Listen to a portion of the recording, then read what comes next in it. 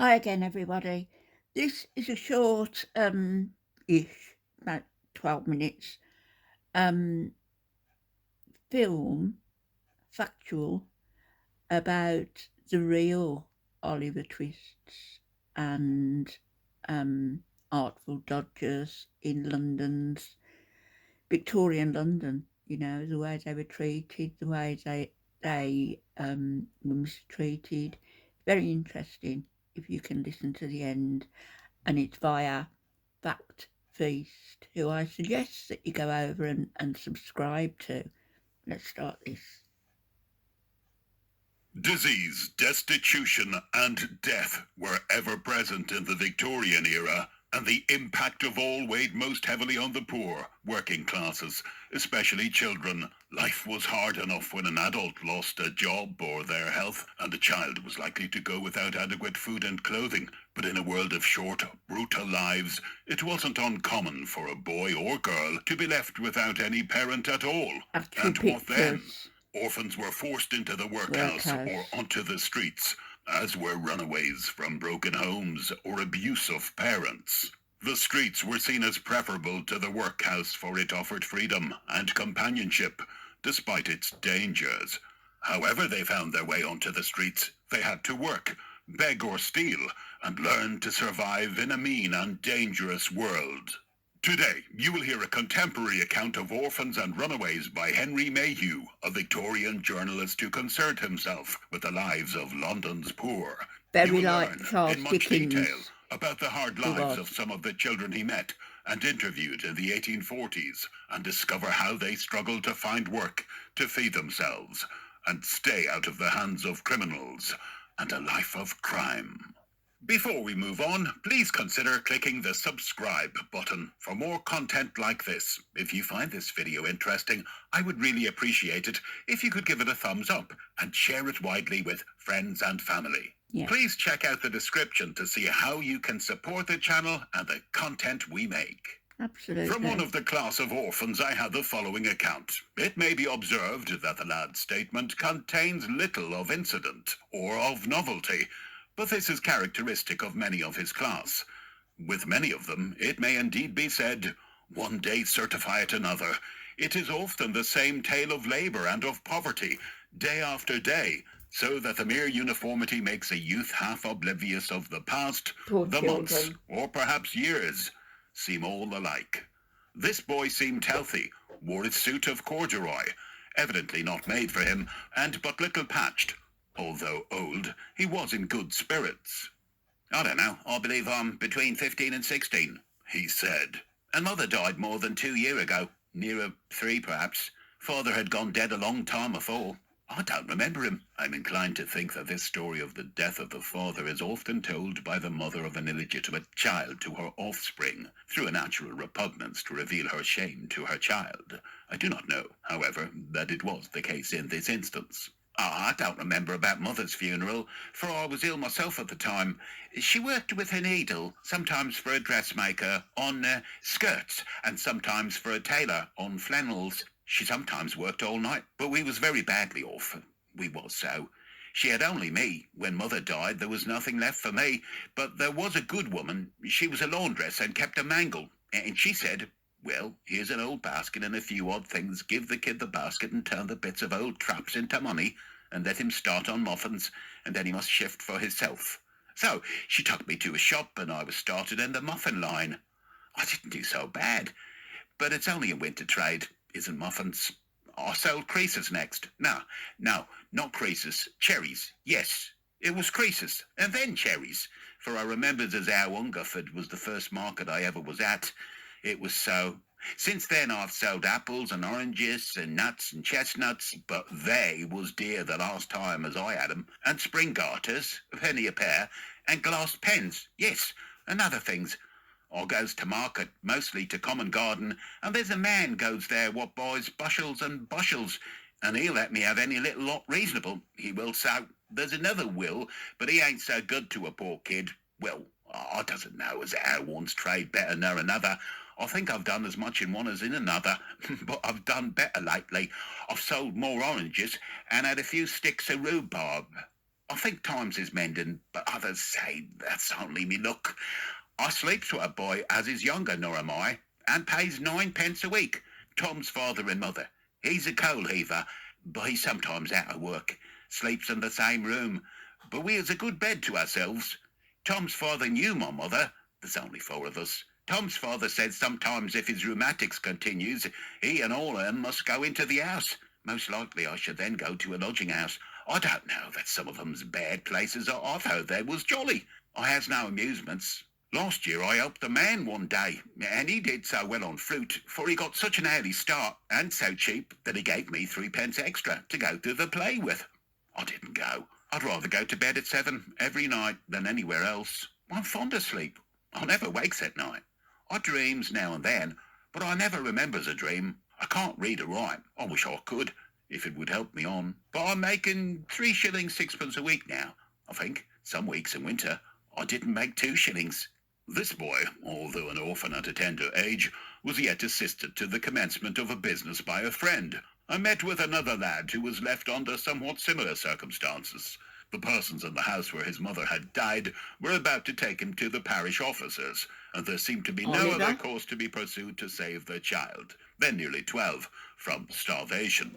The lad knew this and ran away. It was summertime, about 3 years ago, and the little runaway slept in the open air whenever he could find a quiet place. Want drove him to beg, and several days he subsisted on 1 penny which he begged.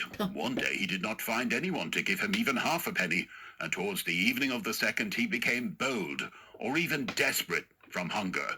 As if by a sudden impulse, he went up to an old gentleman walking round in Hyde Park, and said to him, "Sir, I've lived 3 weeks by begging, and I'm hungering now. Give me 6pence or I'll go and steal." The gentleman stopped and looked at the boy, in whose tones there must have been truthfulness, and in whose face was no doubt starvation, for without uttering a word, he gave the young applicant a shilling. The boy began a street seller's life on lucifer matches. I had to see him for another purpose a little while ago, and in the course of some conversation, he told me of his start in the streets. I have no doubt he told the truth, and I should have given a more detailed account of him. But when I inquired for him, I found he had gone to Epsom races to sell cards, and had not returned, having probably left London on a country tour. But for the old gentleman's bounty, he would have stolen something, he declared, had it been only for the shelter of a prison.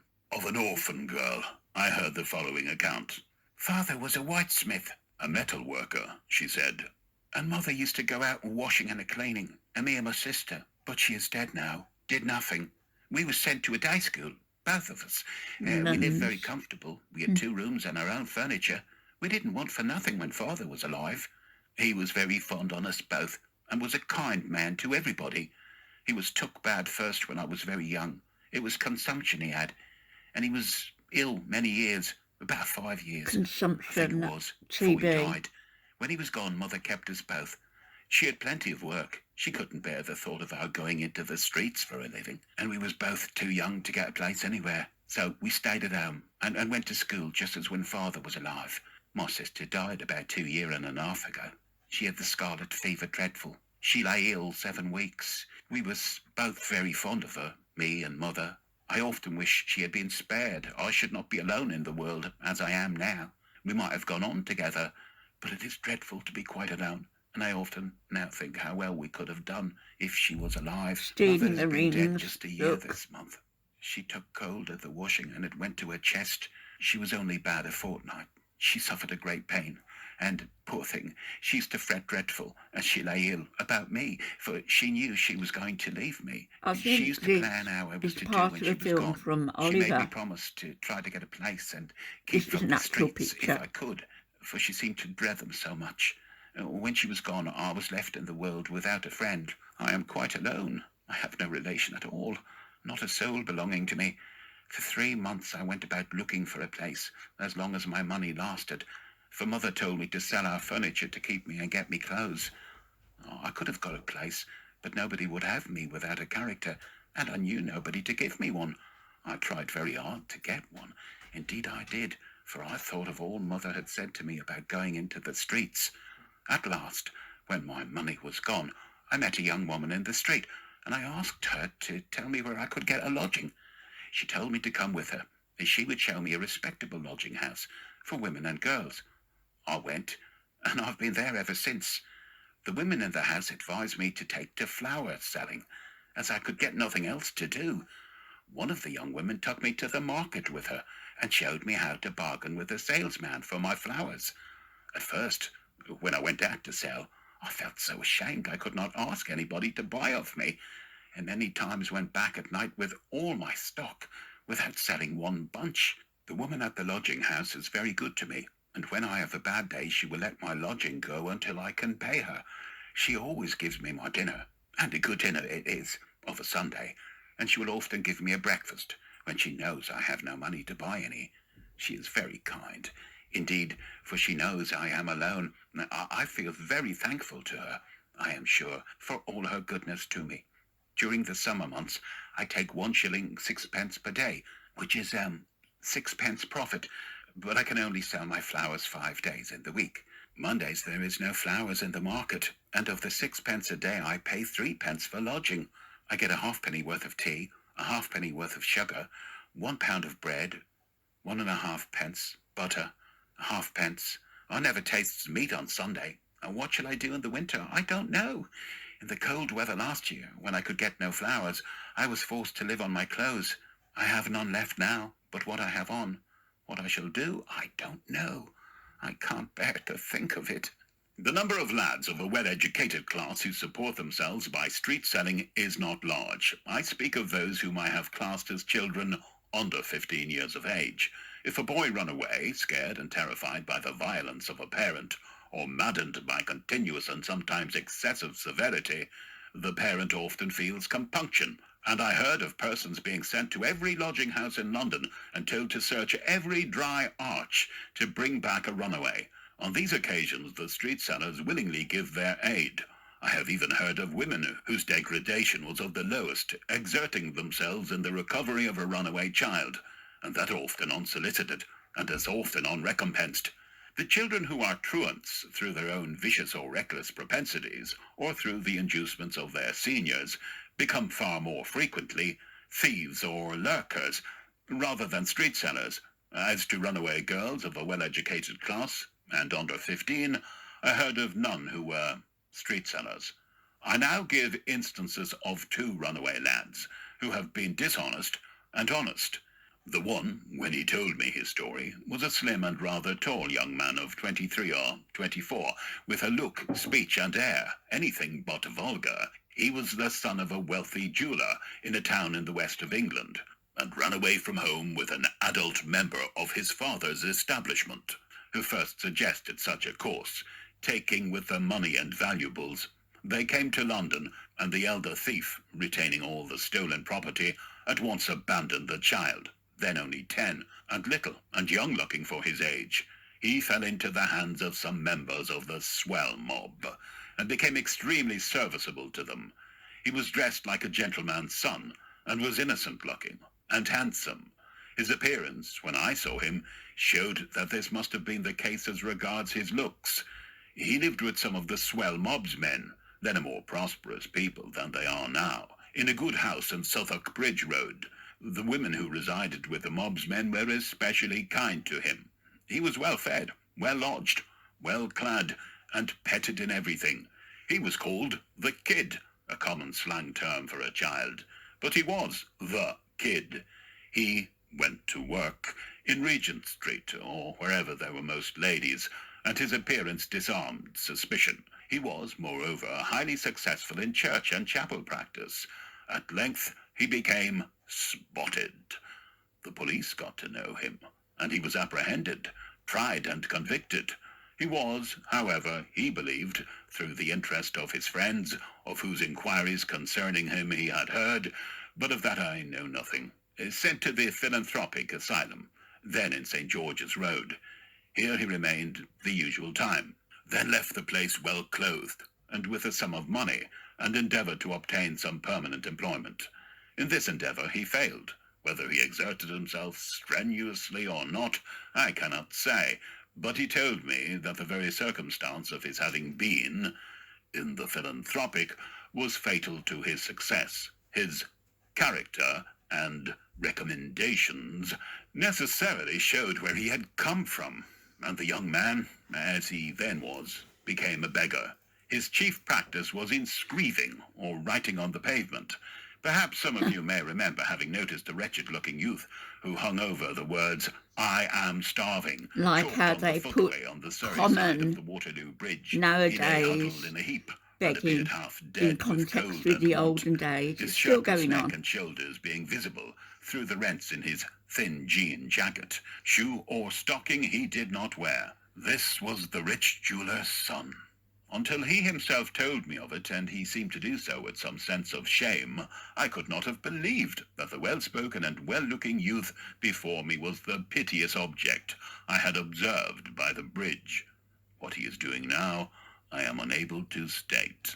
Very sad. Another boy, who thought he was not yet 15, though he looked older, gave me the following account, and this little fellow's statement I give somewhat fully, for I believe he is a type of the most numerous class of runaway urchins who ripen, so to speak, into costermongers, after Barrow helping boys, that large body market of street sellers. traders. He was short, but seemed strong, and his career, so far, is chiefly remarkable for his perseverance, exercised as much, perhaps from insensibility, as from any other quality. Absolutely He a was sufficiently respectable career, stupid. If he had costermonger. parents living, he said, he didn't know nothing about them. He had lived and slept with an old woman who said she was his grandmother, and he'd been told that she weren't no relation. He didn't trouble himself about it. She sold lucifer boxes or any trifle in the Matches. streets, and had an allowance of 2 shillings weekly, but from what quarter he did not know. About 4 years ago he was run over by a cab and was carried to the workhouse or the hospital. He believed it was Clerkenwell Workhouse, but he weren't sure. When he recovered and was discharged, Oliver. he found the old woman was dead, and a neighbour went with him to the parish officers. All his by whom, belongings as well in as that I could pack. understand him, he was sent to the workhouse. Poor After child. some inquiry, he was soon removed to Norwood. On my asking if he meant Norwood, he replied, "No, Norwood," and there he was with a number of other children, with a Mr. Horbin. He did not know how long he was there, and he didn't know as he had anything much to complain of. But he ran away. He ran away because he thought he would, and he believed he could get work at paper staining. He made his way to Smithfield, near where there was a great paper stainer's. So it's but he very could not get sad, any isn't work, it? and he Oliver was Twist threatened to wasn't. be It was sent based back, on as facts, they all of knew it. from his dress that he had run away. He slept in Smithfield courts Gonna and end alleys, it in a fitting second, himself into but any covered corner he I could think find. you've gotten the poor idea women about were kind to him and gave him pieces of bread. of Some the knew that he had run away from a workhouse, and was all desperation the kinder. of these The first children. browns as I ever earned, he said, was from a drover. He was a-going into the country to meet some beasts, and had to carry some parcels for somebody down there. They wasn't heavy, but they was awkward to grip. His old woman look out for a young cove to help her old man, and saw me young first, man. so she calls me, and I gets the job. I give the greatest The of donkey. satisfaction, and had 6pence give me. For Jim, the drover, was well paid, as there was valuable parcels, and he said he had taken the greatest of care on them, and had engaged a poor lad to help him. On his return, the child slept in a bed, in a house near Gray's Inn's Lane. At least he For had the a first bed. time since he had run away, he believed about a fortnight. He persevered in looking out for odd jobs, without ever stealing, though he met some boys who told him he was a fool, not a prig. I used to carry his tea from his old woman, he went on, to an old cove as had a stunning pitch of fruit in the city road. But my best friend was Stumpy. He had a beautiful crossing as a sweeper then, but he's dead now, and buried as well. I used to talk to him and whistle. I hope you've all just enjoyed whistle. this. I'm going to Yeah, end he it whistled in just loud a and shrill second. to convince me of his perfection. Please go over to that, Fact Feast street and accomplishment. maybe And to dance in subscribe. the double shuffle. He favoured me with a specimen of that dance. And he said I interested him. Well, he meant he liked it, I suppose. Oh, When he dear. went to rest himself, very soon got tired, over his drop of beer to his grub, I had his crossing and his broom for nothing.